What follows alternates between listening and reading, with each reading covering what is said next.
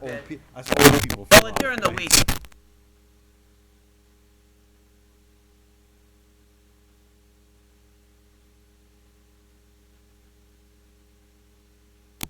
Got a guy for a few minutes here.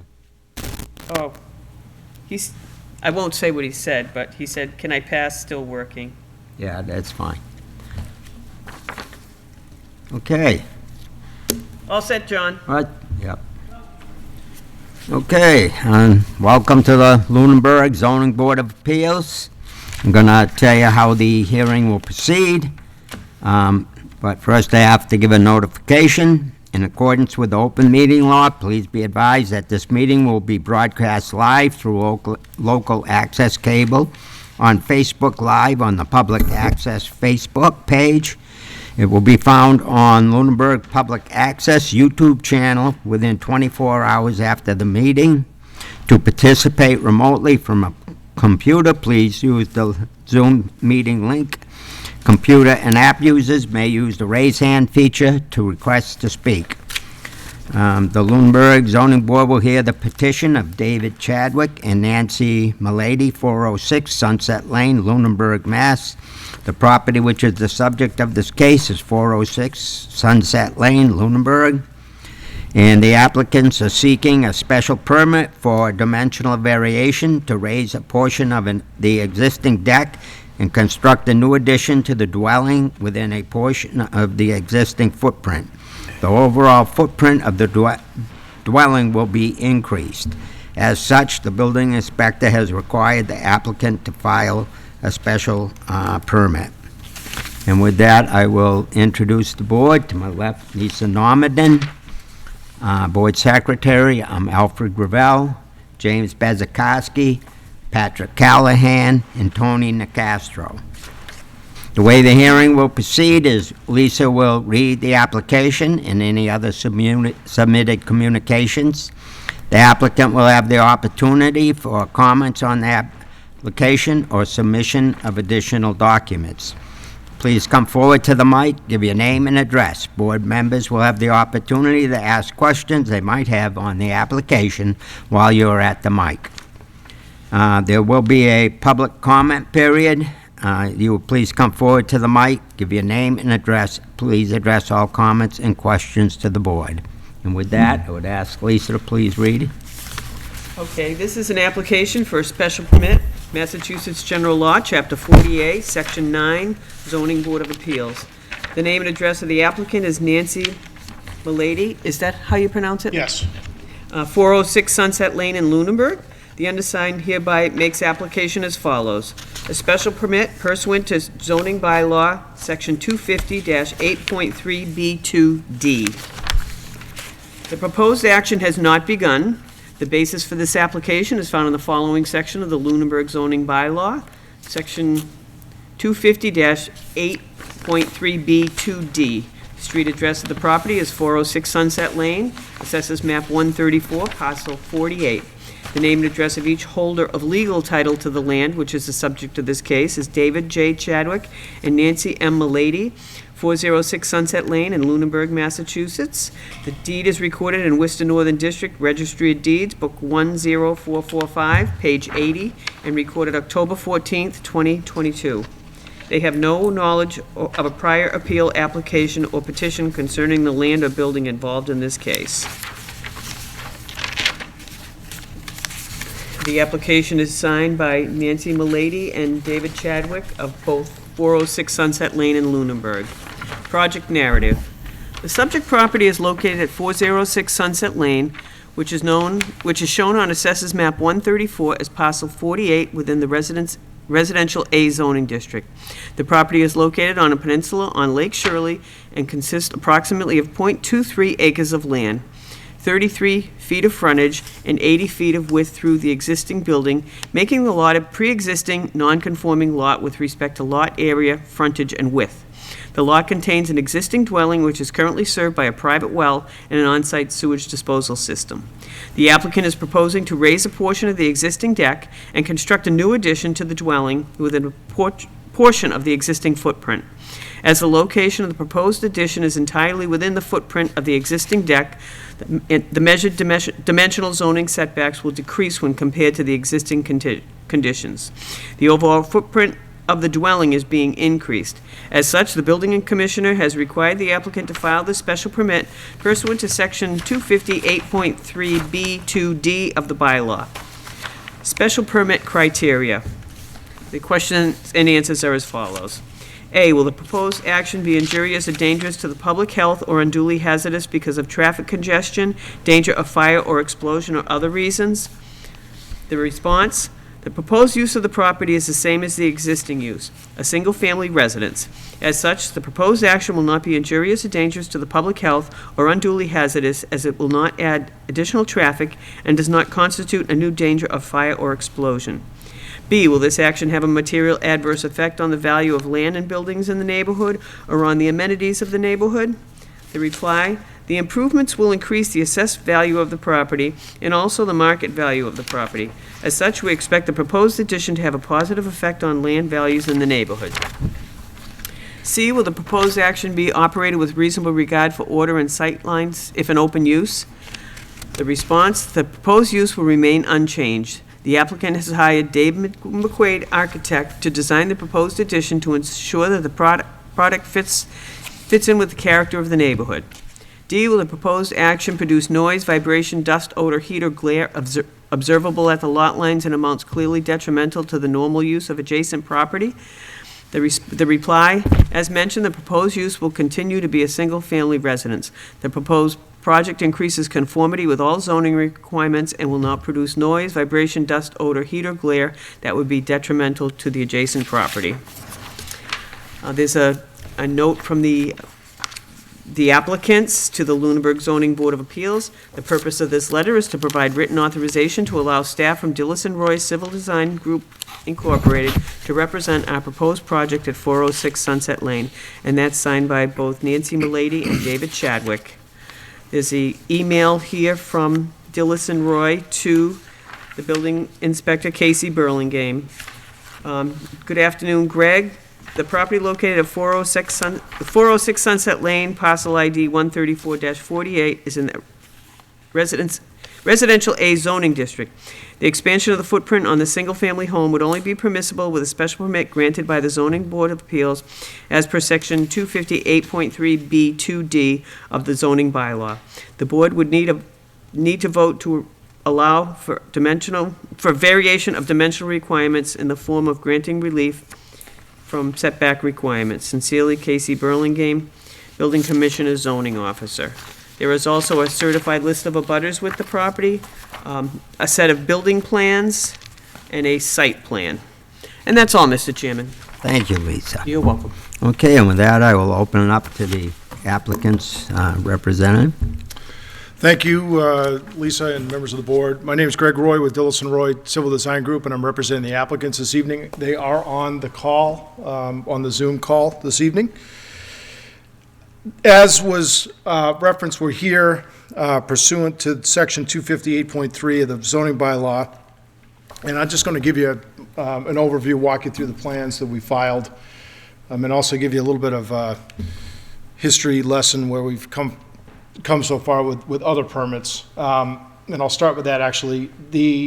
As you can see, this is right out at the end of Sunset Lane, so I've colored in blue. That's the water. So this is right at the end of the peninsula. If you go all the way to the end of Sunset Lane, you run right into the subject property. So as such, relatively small piece of property. We needed, any work done on this property requires an order of conditions from the Conservation Commission. So we have done that. We filed the notice of intent with the Conservation Commission, and they have issued the order of conditions for the work that you're reviewing on the plan. And that work is to add relative to your board, is to add an addition right in this location here, my dark hatched rectangle. So in red, the solid red line is the outline of the existing house today. And the dashed red line is the outline of the existing deck and porch area that's on this side of the house. So everything in red is what exists today. What they would like to do or what they're proposing to do, is to construct the addition, basically convert portion of the deck right in this area to an addition on the house. You have a floor plan that was submitted, a proposed floor plan. The existing house is a single-story house, very small footprint. You walk into the kitchen, there's a very small bedroom off to the right, and then you walk straight through the kitchen, and there's an open living room area. You walk through that to the living room area is sort of right in here, and you walk through that to the porch area. And then there's a deck, sort of access way that comes around the side that allows access out from the porch up into the deck area. And then there's a bathroom also in the house. The applicants would like to expand the kitchen area, expand the bedroom on the first floor, and then also create some space in a loft on the second floor, which they intend to use as their home office in the dwelling. And so they explored early on actually staying within the existing footprint of the house and trying to just go up with the proposed addition. But when I was in the house before I did the proposal, there's really no room that you could put a staircase in the existing house in the footprint of the house. So any upward addition was going to require a bump out of the house anyway. And the rooms in there are quite small, so they're looking to settle here. The applicants are relocating here from the New Jersey area. Love the property, love the community, and so they're looking to just get some more functionality out of the house and make it into a house that's more livable for them for the long term. So as we mentioned in the application, we're here tonight at the instruction of the building commissioner for under the section of under the guise of dimensional variation. Actually, there isn't any portion where we're over the zoning setback, I do not believe. So we've given you a zoning setback table here. The front yard is up here. Front yard setback is 40 feet. The existing structure, the existing deck meets that setback, where that deck is set back 61.9 feet from the front yard. The closest point of the existing deck to the side yard is right here, and that is 16.5 feet, and that's compared to a zoning requirement of your zoning setback in the district, which is 15 feet, so actually that also complies. I believe when I spoke to Casey on this, the reason why he pushed us to come to your board for the special permit was because he viewed it as that there's no solid foundation under the existing deck today. We are proposing, of course, to put a full foundation, conventional foundation under the addition. So he viewed this wall here, even though we're staying exactly in the footprint of the existing deck structure. He viewed that and construed that as at least a possible more non-compliant situation relative to because the whole lot, of course, is pre-existing non-conforming with respect to area and frontage. So I think that's why we're here. I'm not sure there's another section of the bylaw other than your dimensional variation section. So he pushed us, of course, Lisa read his email. We filed under the section that he asked us to file under. But really, we meet all of the zoning setbacks relative to side yard setback. But be that as it may, the corner of the house here, the existing condition is 21 feet from the property line. The proposed corner of the house will be located 20 feet, to the property line. So we will be getting slightly closer to the lot line. I wanted to show you the architectural renderings. You have plans as well, but I just wanted to walk you through a couple of views that Damon McQuaid prepared for the applicant. As referenced, the applicant hired Damon McQuaid to do the architectural plans for the house. So these are a couple of renderings. This would be the front of the house as you're looking from the driveway area, as you approach from this direction down Sunset Lane. This would be the view that you'd see sort of as you're looking from the left side of the house. And then as you walk, if you were to walk around the back and look back at the house, this is the view that you'd get. And again, You can see this, these windows here. Really, this gable section is the extent of the second floor portion of the addition. So Damon's trying to blend that into more of a, make it look and feel like a you know, a single-story house with a sort of a story and a half type look and feel here.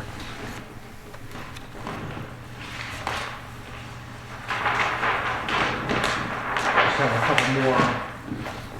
Try to speak into the mic, I apologize.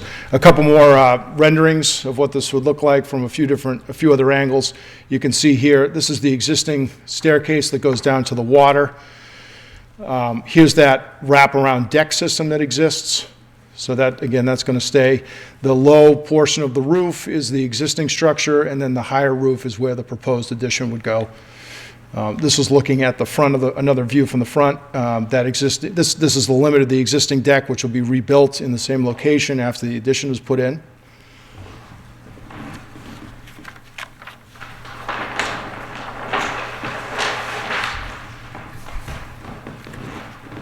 And then we have some more conventional architectural elevations. And again, these are also in your packet, but this gives you an idea of the roof lines that are proposed. So there would be a loft area in this, under this roof with a couple of dormers to allow some more, you know, natural light, into that space, as well as some functional headroom.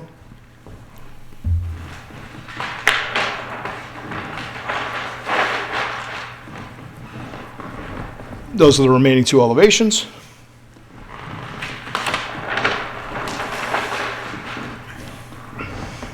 And then here's the floor plan. So the house ends roughly right in this location here, maybe it's right in here. And so they're looking to expand the kitchen, you know, get a little bit of an entryway here. And then this existing bedroom would be expanded with a master bathroom suite there. And then this bump out allows for, this floor area allows for the location of the staircase up into this lofted area over the top of the, which would be open. An open staircase type concept for the loft area. So I think that's all. I want to be brief, so I'm happy to answer any questions that you folks may have. Could you just go over all the dimensions as far as the actual size of the addition, the size of the deck as it exists right now, how much of the deck is going to be the addition, how much of the deck is left? Sure, yeah.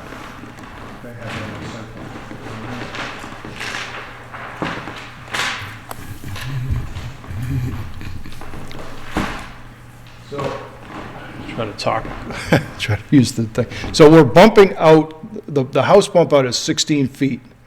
So I don't have that dimension for you, but it's about, again, as big, so it's about a 30, the deck is about 30 to 32 feet off the front of the house.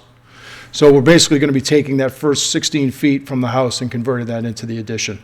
So the balance of the deck that would remain would be in the 14 to 16 foot range. I'm not sure exactly what it is, but we're proposing to keep the exact footprint. That would just be rebuilt in the same location. Okay, and is it 24 feet across, 16 by 24, something like It's, that? 16 point, yeah, 24.3? yeah, I think it's 24 feet, yeah. Okay. 24.3 might account for the corner boards, but 24 foot nominal. Okay.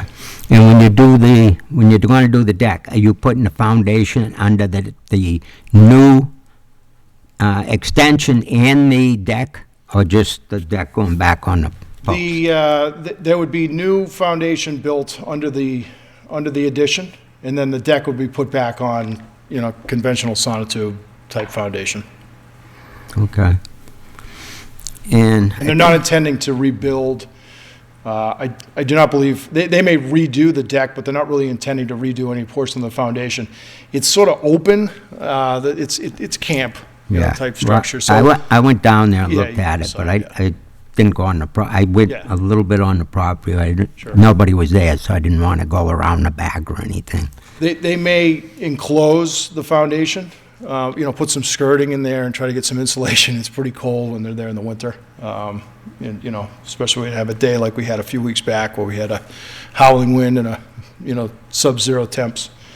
But they're not proposing to do any other major structural work on the existing house. So the existing foundation is like a crawl space, open crawl space, so to Correct. speak, and you're gonna put a solid concrete, how far down? We believe we can get a full basement there, actually, so the house sits. House sits high. The house sits high, exactly, so, kind of see it here. Okay, The house sits pretty high, right here, I guess you can see this. There's quite a bit of distance between the grades and the first floor. So really, by the time you dig a frost wall, you're gonna be down at basement level anyway. So they're proposing to just, that you might have to go an extra foot to get a full foundation there, so that's what they're proposing to do. Unfinished, they'd just be using that for storage, right now. and mechanicals and things like that. Yeah. Okay. Other questions from the board, please?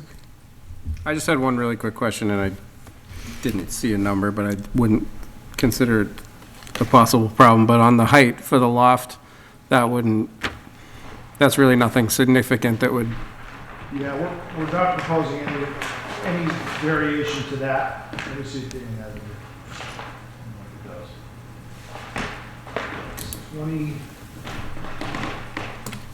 if it does. 22 and a half feet to existing grade to the peak of the ridge. So that dimension there, from existing grade up to the peak, is 22 and a half feet. gotcha. Thank you. And there's no obstruction to any people behind them? No, they're right out in the middle. They're way down the Yeah, they're point, I right, yeah. understand that. Yeah. But there's no problem with anyone else coming, No, being in that direction? No, I can't think of any. There's a lot of water on both sides of them. You have, yeah, there's the person right across the point. I don't know what road that would be, but they have a pretty good, almost 180-degree view too. So there's really nobody that it would block. Yeah. There's nothing that would block anybody's view. My only question was what was answered about the foundation and that before, and that does not affect the septic system at Correct. all, Yeah, which I know is Yeah, off to the which is- side. yeah, up in the front, sort of underneath the driveway. We are not proposing increased bedrooms. Septic system will remain unchanged. So So, septic tank's right here, that gray. so it's actually a one-bedroom? Yes, yeah. And there's no, I mean, early on, they asked if they could get another bedroom. I said, no.